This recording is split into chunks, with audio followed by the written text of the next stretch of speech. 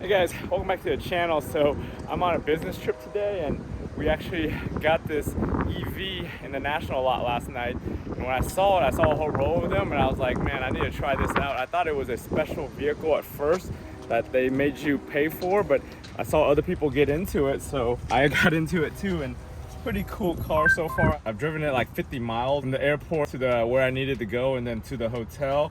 And there's a few quirks about it that I didn't like when I was driving it as far as the infotainment information goes.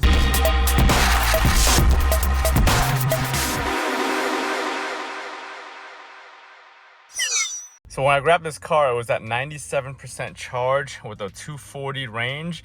I probably drove it maybe 30 or 40 miles last night. Pretty heavy footed on some spots, and I got it down to 75% and 180-mile range. So when you first get in the car, you see this weird badge and this infotainment system. It's pretty much standard kind of infotainment and everything that you find in all the new cars now. So other than that, you'll notice like the seat belts here. I saw a whole row of these. They were either the white or the gray versions of this car, and they all had this yellow seat belt. I think it's one of their things. As far as the seats go, this is a synthetic type material. It's not leather and it's not fabric, I don't think.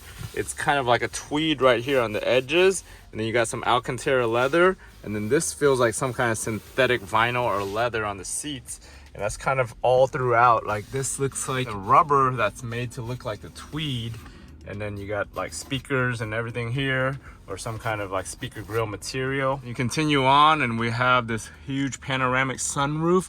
I didn't see anything as far as like a shade or anything, so you're just kind of stuck with this being open all the time. So here we have one main cup holder plus another cup holder under the armrest that you have to flip up if you ever want to use it. Here you'll find two USB-C ports. One of them I think is the data port, which has the white on here, and the other one is just a regular charging port. And then you have your wireless phone charger right there in this little slot, and just your normal glove box here. Nothing special about that. So as far as the infotainment system goes, when you're in map view, it actually brings it up onto your dashboard there, and you have your range information on this side and then your miles per hour on that side. I grabbed it last night with 990 miles and now it's got 1,038, so I drove it almost 50 miles. Last night I had my phone connected, so all this Google Maps information was much more populated. Changed it over to the actual car's data.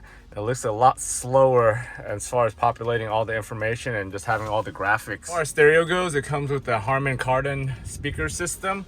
One of the things that really annoyed me when I was using this thing is trying to figure out all the menus. Everything on this car is on the actual screen right here.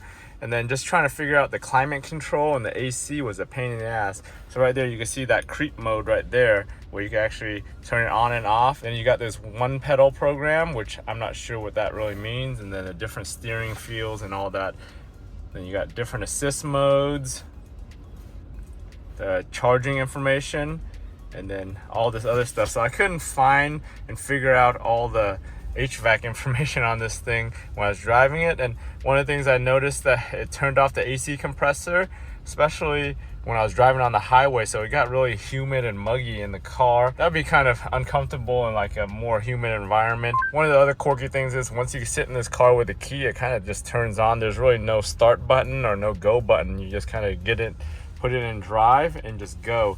If you're sitting here, you actually just hit this turn off vehicle and it'll actually turn off the car. You have to go through two confirmations to do that.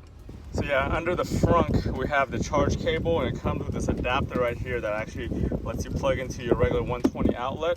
And this end plugs into here, which I believe this might be a standard port to plug into any EV charger. And then this one plugs into the car on this side. It comes with the little straps and some instructions, but for the frunk, it looks like there is a motor or something behind here, because this looks kind of odd that we don't have more frunk up front than most other EVs. Back here in the actual trunk, there is plenty of room. It is a hatchback. I'm not sure what this thing does right here, but it just pops up and stays there. It might be to keep your cargo from moving around. Then you flip this up and it's just cargo space down here. No spare tire well, no spare tire, as most new cars these days. There is a 12-volt outlet, 120 watt back here. You do have the up and down plus the down lock if you're leaving and you want to lock the car. So you got these giant 245 40 20-inch wheels. It's a weird 4-spoke design with the Brembo brakes. So driving this thing, it was a little weird at first. I've never driven an EV before, so the instant stopping and the instant torque was really confusing me yesterday. Once you let off the gas pedal, your car basically stops.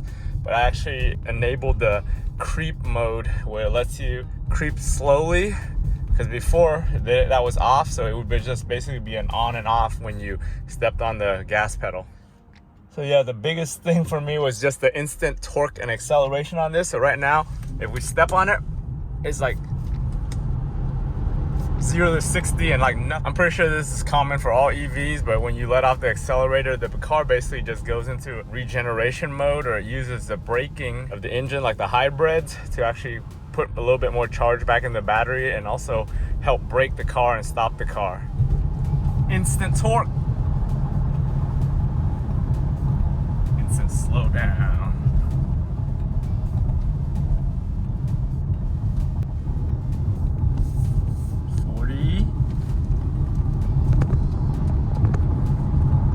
70 and like nothing.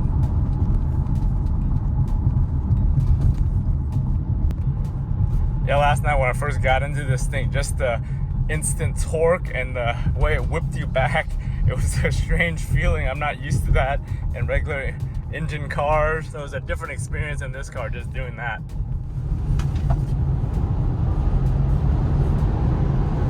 In half a mile, keep left to I-35W South.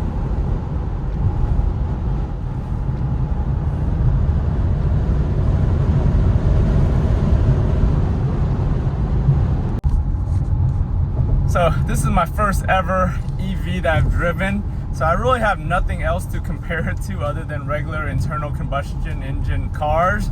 But this is definitely a cool experience driving with this torque and this just instant on, instant off type of acceleration. I know this is kind of the future of cars and where everything's going, and I really look forward to driving and owning an EV eventually one day. Pretty cool experience. Right now, with my heavy footedness on these highways and these on-ramps, I'm draining this battery pretty quick. I'm down to like 60-something% now. I have a couple more hours before I have to return this, so hopefully I could drain this down to next to nothing before I have to take it back to the airport. So today is a pretty windy day in Dallas. It's like 50 miles, 60 mile per hour gusts, and I'm on the highway driving this thing, and it's pretty planted as far as wind goes.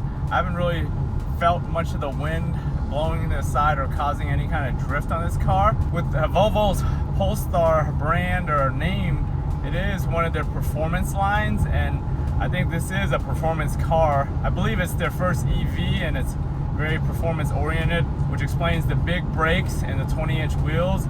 With the 20-inch wheels, the ride is kind of suffers, especially with the 40 series tire. I can feel every bump. It's pretty bouncy on the highway and the back roads, and then when you hit all the little potholes and bumps, you can feel everything.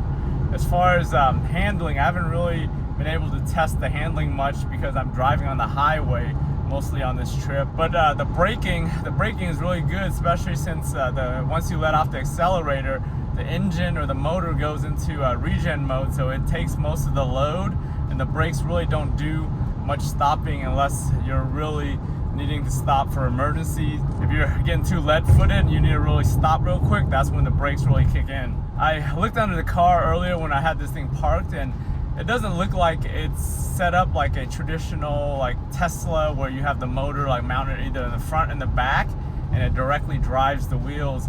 I looked in the rear, and it looks like there is some sort of differential. There is a torque tube or a actual drive shaft tube down the middle of the car, and there's a huge hump in the back here in the rear seat.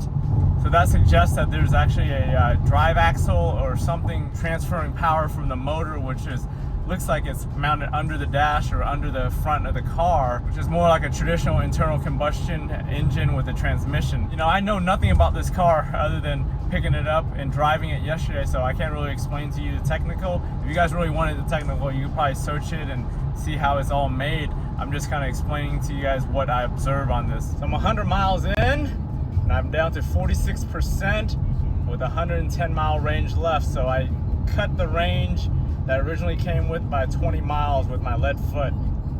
So I've driven this thing about 120 miles and I've drained the battery down to 36% with a 90-mile range. I'm about to return it to the airport now, headed on my flight.